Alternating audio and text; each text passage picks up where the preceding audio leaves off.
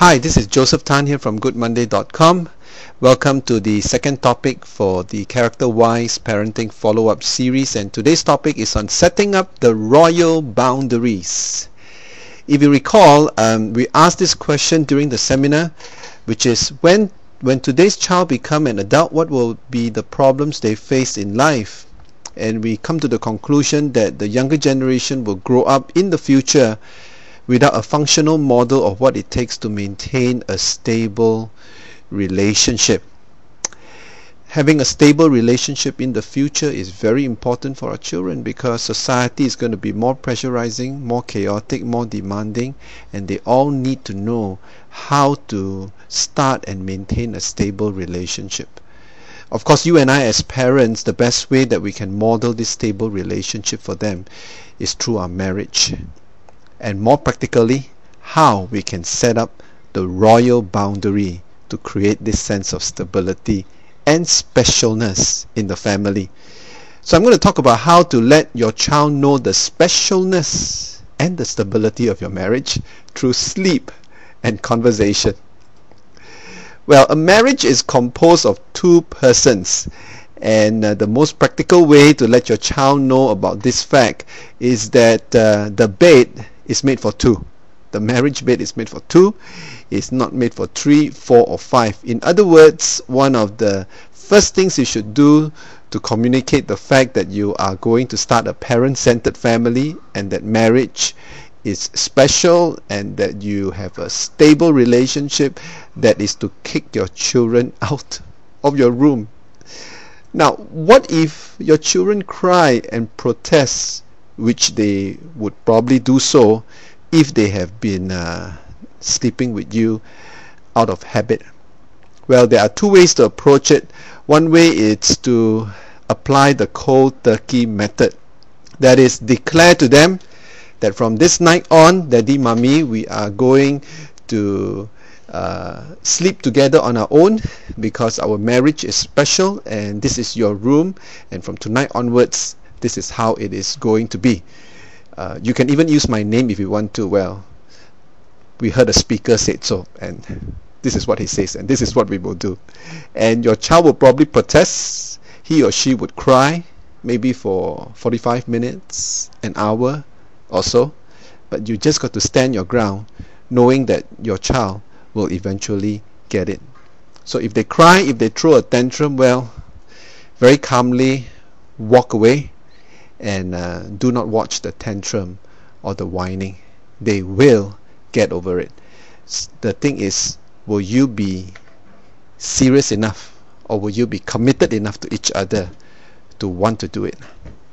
The second method, it's a little bit more progressive. We have gone through in the training about issuing tickets. Well, you can use a form of this method. In this case, you can issue a limited number of tickets. For example, you could give your child 3 tickets, saying that you can use these 3 tickets to call for us to come into the room to comfort you, or to put you to bed, or to speak to you, or to get a cup of water for you. But once your 3rd ticket is used up, we will not be coming into your room anymore. And as the days progress, you can reduce that to 2 tickets, and eventually 1 ticket, and eventually none. So the child is gradually getting used to the fact that he or she is not going to sleep with you anymore. Personally, I prefer the cold turkey method. Well, I'll leave it up to you. Secondly, the couch is made for 2. There was this couple, what they did was, when the husband comes back from work, they would set the kitchen timer to 30 minutes, and they declare to the children, the first 30 minutes is for Daddy and Mommy, and you cannot come to us when the kitchen timer is in operation. And once the 30 minutes is up, then they can approach the Daddy and Mommy and they can play.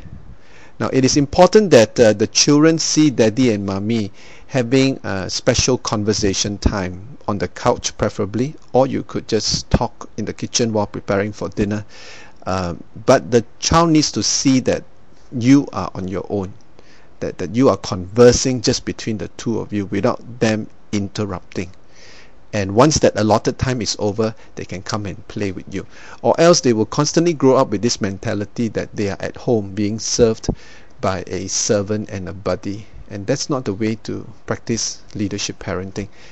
And it's quite interesting that when this particular couple practiced this special couch time, special conversation time using the kitchen timer, eventually the children got so used to this special block of time that they no longer need the kitchen timer to remind them that this is daddy and mommy time.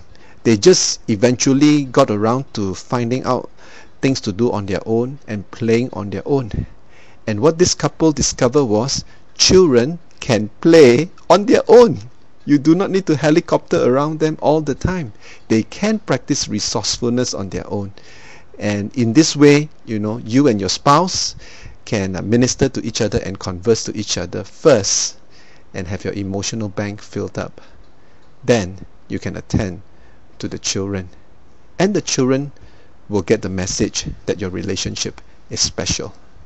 A special relationship needs special boundary. And there is no other practical areas for you to exercise this boundary than in your sleeping arrangement and in your conversation priority at home. Think about it. This is Joseph Tan here from goodmonday.com.